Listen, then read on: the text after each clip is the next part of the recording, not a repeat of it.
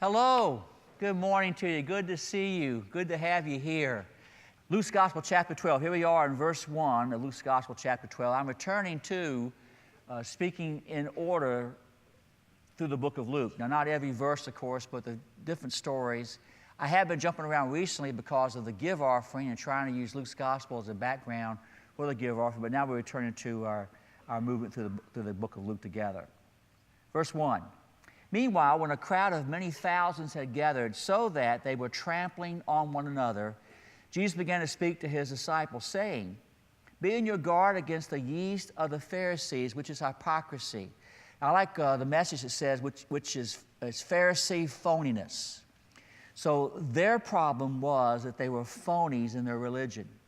There's nothing concealed that will not be disclosed, or hidden that will not be made known.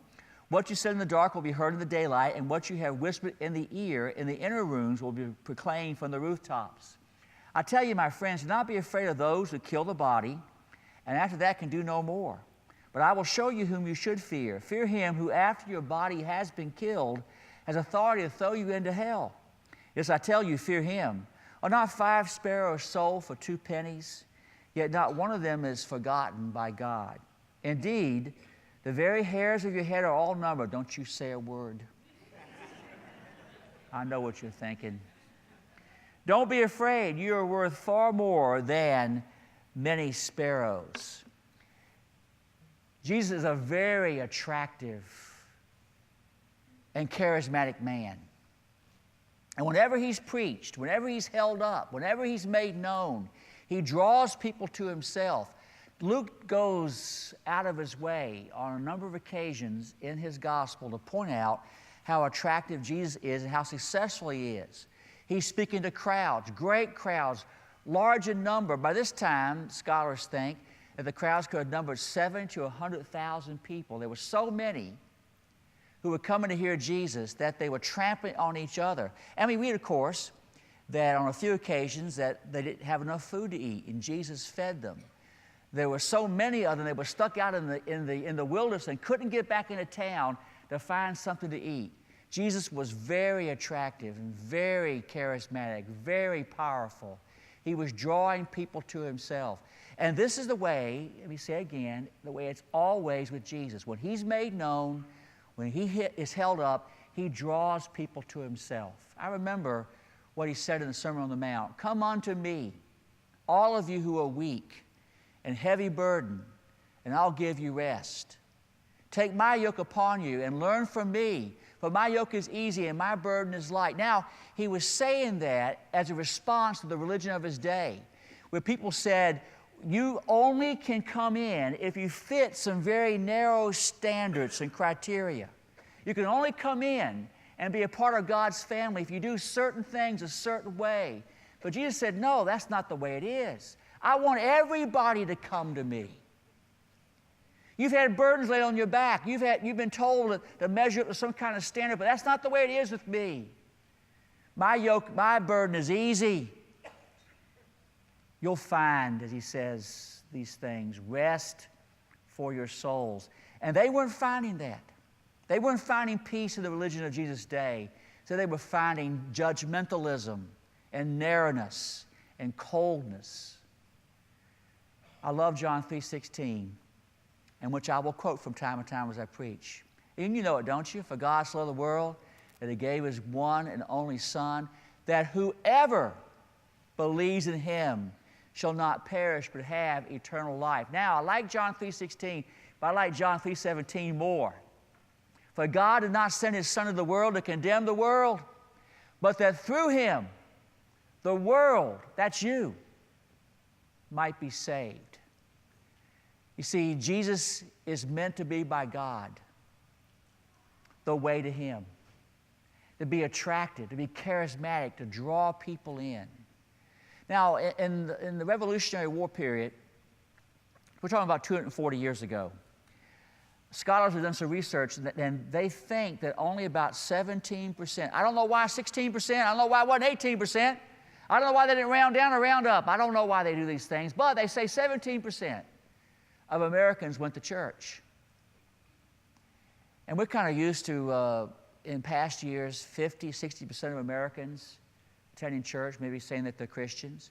Revolutionary War period was only 17%. And I think what's happening in America is we were returning to the historical pattern of the early parts of American history. Maybe we're looking at a day when only 20 or 15% of Americans will call themselves Christians. It may be happening. And what was going on in the Revolutionary War period was that the religion that was being presented to people was a cold, formal religion that was heavily based on theology and not based on Jesus or people. People were turned off by that. They weren't finding rest for their souls. And so they were not going to church. They weren't finding Jesus very attractive. And then a man named John Wesley, after the Revolution happened, came over to America. Now he, not only the founder of the Methodist Church, but also the first mass evangelist. You know, we had in the 19th century D.L. Moody, and then Billy Sunday into the 20th century, then Billy Graham.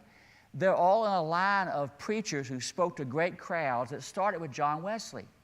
And when John came over, he presented a Jesus who loved people, who cared for people. He presented a religion that wasn't about formalism, it wasn't about practice, and it wasn't about the coldness of the church of that day. And people ate it up, and they came out of the cities by the tens of thousands when John Wesley preached. Now, I'm not recommending this. I'm not saying it's the right thing to do, but people foamed at the mouth. They were so excited that it just took them over. And what happened in John Wesley was he helped bring a great awakening to the American church because he was presenting Jesus and not the coldness of that day. I want you to remember that Jesus is very successful. You may not think so. Maybe your experience is the church is shrinking. Maybe your experience is that people aren't very attracted to him. But all through history, whenever he's held up, he draws people to himself. I love John's gospel. When Jesus himself describes his own ministry, he says, listen, the Son of Man will be lifted up, and he'll draw all men to himself. I believe that. Now, a strange thing happens in our passage. I think it's very strange. This great crowd of 70, 80, 90, 100,000 people are following Jesus. And you think that things are being set up for a wonderful sermon, like the Sermon on the Mount. He's going to start teaching very powerfully. Maybe start doing some healing miracles left and right. So it looks like something great's going to happen. But instead of preaching to the masses of people, he turns and he talks to his disciples. And what he has to say is for them. And what he tells them is, are you listening? That the greatest threat to reaching people and evangelizing people is us. We're the greatest threat. He says, you listen, great crowds following, right? You be aware, you be afraid of, you be on your guard against the yeast of the Pharisees, which is phoniness. Now, we talked earlier in Luke's gospel about what yeast is and what yeast does. Yeast is put into dough, and it's a very small amount of yeast. But it ferments and creates bubbles. Carbon dioxide gas comes out of the fermentation process. And it fills the bread up with the carbon dioxide and makes the bread rise. A very small amount of yeast can make a little bit of dough become a great amount of dough. The Pharisees in Jesus' day were a small party of people. Josephus, the Jewish historian who writes about that day, who himself was a Pharisee, he says the Pharisees numbered about 6,000 when Jesus was alive. And what Josephus was doing, he was probably highballing that, trying to make them appear bigger than what they were. Most scholars think that when Jesus was alive, there were only 2,000 Pharisees out of almost 1 million Jews. But yet they had an inordinate amount of power. They were extraordinarily influential. So they were a small amount, you get this, of people having a tremendous influence. And their influence is also something attractive to us. You see, people who become believers in Jesus enter into a journey. Now, one of the benefits of being in your extreme late 40s like I am is I've seen so many people come to Christ and so many people go through a spiritual journey. And what happens is many people become Christians and the journey is not towards Jesus, It's towards theology. It's towards rigid formalism, a coldness. It's this idea that now that I'm a believer, I've got to believe all the right things, and I've got to practice all the right things. I've got to start living the right kind of life in every area perfectly. And the more I do this, the more I become pleasing to God. That's our sinful nature. Now, it's good, but it's not good enough. So what happened with the Pharisees were that they had taken the religion of belief in God, Yahweh, and turned it into a coldness, into a formalness that was far away from what God intended for it to be. The Pharisees were formed during the Babylonian captivity. Let's do some history here. The Jews were a very troublesome people. Babylonians were the most powerful nation on the face of the earth. And so the Jews were in a constant state of warfare with the Babylonians.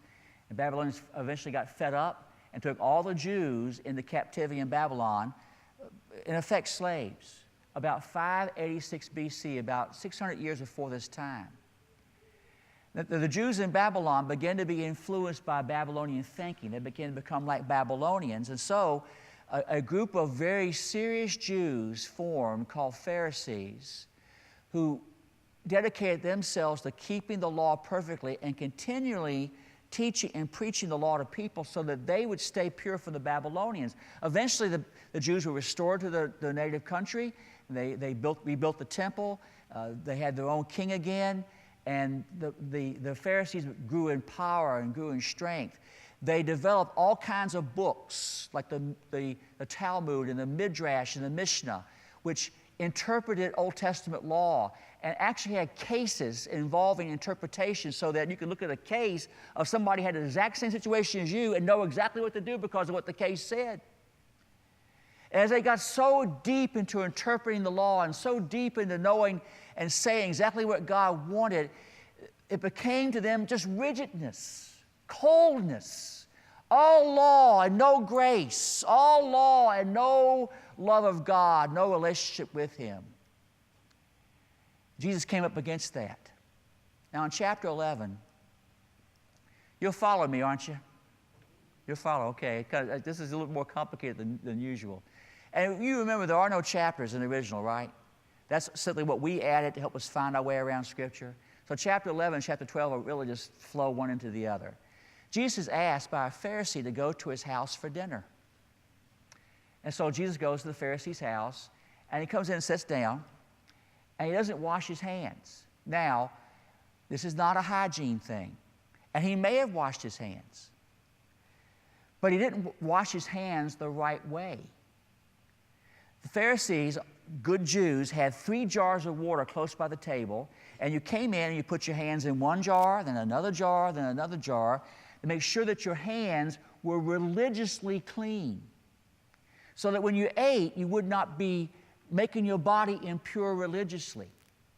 Jesus didn't do that. He didn't put up with this cold religion, this practice, this law.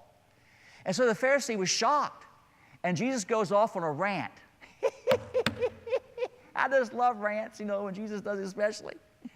You Pharisees, you wash the outside of the cup and the inside of the cup. You tithe everything that you have, including the spices in your kitchen. You should do these things. But you understand that the real evil is inside of you and you're not affecting that.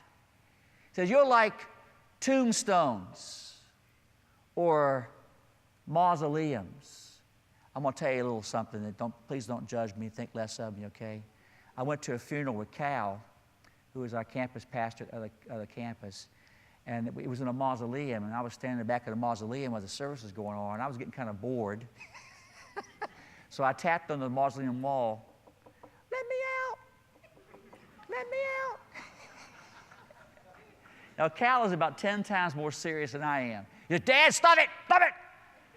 You're embarrassing me!" And so that just encouraged me.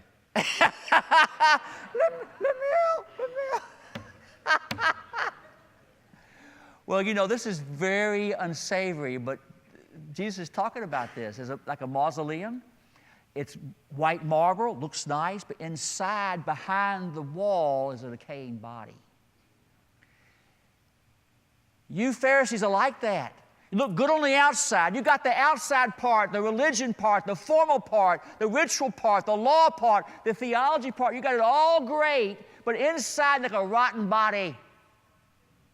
And so then one of the teachers came and said, Jesus, don't you understand when you talk this way, you insult us?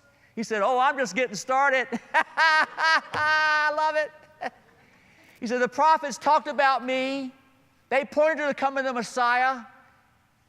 And what did you do? You rejected them, even killed them.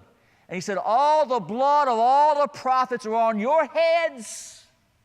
You'll be judged for it all. So you see, as chapter 11 flows into chapter 12, the great crowd is following him. Jesus has very fresh in his mind the opposition of the Pharisees and how they judge and don't care about the people. Let me tell you a joke which isn't funny. It's one of my favorite jokes. I laugh at it, but nobody ever gets it. It's okay. You don't have to laugh. Please don't laugh. Because I don't want to be tested or held up to any kind of standard, okay? So I'm just going to tell you a joke. It's really more of an illustration. It's illustration. You got this, right? So a man goes to see a psychiatrist, goes in the office, there's a table, 2 chairs. Psychiatrist says, this is a judgment-free zone. Fear-free. Do whatever you want. I'm just here to help you. Sit down. And the man sits down, and the psychiatrist goes, uh-huh. I said, I told you wouldn't laugh. I told you wouldn't. Uh-huh. You get this. The psychiatrist actually was judging him. Okay? Ha, ha, ha, ha, ha, ha. I'm so sorry I told that joke. But I have met many Christians over the years, and I'm a pastor, right? But as soon as I met them, they were sizing me up and they were judging me. Oh, what translation do you use? Uh-huh. What seminary did you go to? Uh-huh. What preacher did you listen to? You listen to him? Uh-huh. How about your theology? What do you believe about this? Uh-huh. What do you believe about that? Uh-huh. I was talking to one guy one time, and he did it so long, I finally said, listen, buddy, whatever you're supposed to believe, I believe it. So you laughed more at that than you laughed at the joke. Gosh. Have you ever met someone who calls himself a believer, and as soon as you did, they started sizing you up and going, uh-huh, uh-huh, uh-huh. Our Lord Jesus says, you be aware of the yeast of the Pharisees. It looks so good, so tantalizing to be holy, to be religious, to be righteous, to have the right kind of theology.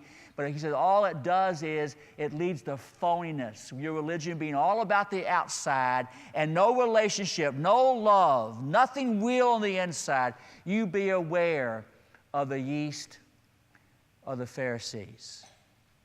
But you see, it's a small thing, but it can destroy your entire experience with Jesus and make it so you're not useful to Him to minister to all these people. So rather than hold up your theology, now listen, is the theology good? Yeah, it's good to believe the right things. It is. Rather than hold up your theology, though, hold up Jesus. Rather than hold up your church, you hold up Jesus. Rather than hold up your ritual and how you do your faith, hold up Jesus. It's all about Him and nothing about you or the things that you believe or even the things you hold dear.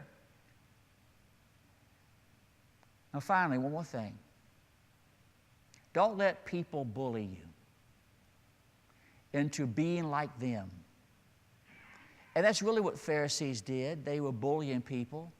If you don't do things like us, believe like us, practice like us, then you don't measure up and you don't belong. And they tried this with Jesus, and they weren't successful. I was at the recent service for Cal Myers to ordain to the ministry. He's at West Portsmouth campus. I talked about this. The church and Christians face 3 great challenges in the 21st century. One challenge is that we're facing opposition from government for the very first time. That's because there is a kind of politician and a kind of a way of thinking in American life that sees the church as a threat because it takes us away from government and directs our attention towards God. And that's always been the case in every country that's ever existed, that government thinks that Christianity and relationship with God is a threat to them because it takes our attention from government's influence to God's influence. And I talked about the threat coming from our culture, and how our culture now thinks that mainline Christian teaching is bigotry and homophobia. And it's not. We love everybody, but we also believe that marriage is between a man and a woman. It's what Scripture teaches. It's the heart of the gospel message. It's the heart of who we are and what we believe. And so we have a sexual ethic, and that's seen as a threat by our culture, and they're pressing us on it. But the greatest threat of all, I've already told you, is ourselves. Our coldness, our indifference, our being given to a religion that's cold and formal and has no relationship with God. Jesus says, listen, don't let yourself be bullied by other believers or by the world or by government. Don't be bullied, because what can they do to you? Don't fear them. What can they do to you? They can kill you. But after you're dead, then God decides whether you go to heaven or hell. And turn there for hell is the word Gehenna. It was the garbage dump on the outside of Jerusalem. It was called Gehenna. And that's where they put the garbage and also the refuse from animals. And it was always burning to burn up the garbage there. So Jesus was drawing a very powerful figure, a metaphor. They would think about, this is what hell is. The fire never goes out, and it's a place of being abandoned by God. So who should you fear? These people, the worst they can do to you is kill you. You should fear the one who can judge you. God knows you perfectly. Are not 5 sparrows sold for 2 pennies? Now, this seems strange to me, but sparrows have oftentimes through history been thought to be a delicacy. People ate them. In Europe right now, gourmets like sparrows. And there are numerous sparrow recipes. How to cook a sparrow. There's not much meat on a sparrow, friends. Now, I was at Disney this past spring. And we go there almost every spring, and we try to celebrate our anniversary there. So our anniversary is April 5th, but not always, because oftentimes April 5th is Easter Sunday, and we're here. But if we are here when it happens, we save our anniversary celebration to Disney, and we go to the California Grill, which, listen, don't judge me. I know it's expensive, but it is our anniversary. It's once a year. And you're 12 floors up over Disney, see the entire park and the fireworks. It's a wonderful, romantic experience. And I'm really big into romance, friends. Now, I don't eat beef. Very rarely, very, very rare. Once every 2 or 3 years. And I don't eat pork at all, except for I make an exception for Smithfield ham at Christmas time. Boy, I love me some Smithfield ham. I love it. I can't wait. Get some ham biscuits. It's coming up, just a few weeks. But normally speaking, I eat chicken only, and sometimes I'll have a vegetarian meal, pork, just vegetables, excuse me. So I looked at the menu. Now, last year I had this chicken dish at the California Grill that was incredible. It was so tender and juicy and well seasoned. It was one of the best things I ever had. It had a little bit of dressing with it and this wonderful sauce. It was just fantastic. And I saw on the menu spring chicken. I thought, well, they have a chicken dish and spring chicken. I don't know. I never had a spring chicken before. I don't know what spring chicken is. I've heard the expression, you ain't no spring chicken, which means you're getting kind of old, right? Don't you ever say that to me. You ain't no spring chicken. So I thought, well, it's a chicken dish. I'll have a spring chicken. Now, what I found out was that spring chicken is baby chicken. So the idea is that in August, the chicken is full grown. You go to Walmart and you see these big cases of these roasted chickens, $5.98 for an entire chicken It's about half the size of a turkey. I ran into Larry Riles recently at the delicatessen in Walmart. He was getting lunch at the delicatessen. People do eat there, they do. And I started talking to him about the chicken. It turns out that he and Linda take a chicken home once in a while and have it. It's a good meal. It's very tasty. Walmart sells, it's one of the biggest items they have, is to sell these gigantic roasted chickens. People take them home. So that's the idea you have in mind. That's an August chicken. A spring chicken is a baby chicken. So the egg hatches, it peeps for a few weeks, and then it becomes a baby chicken. And when they brought the spring chicken to me, I was going to show you a picture of it, but it's so small you can't tell what it is. A spring chicken, they brought it to me, it's the size of 2 golf balls. It was the entire chicken.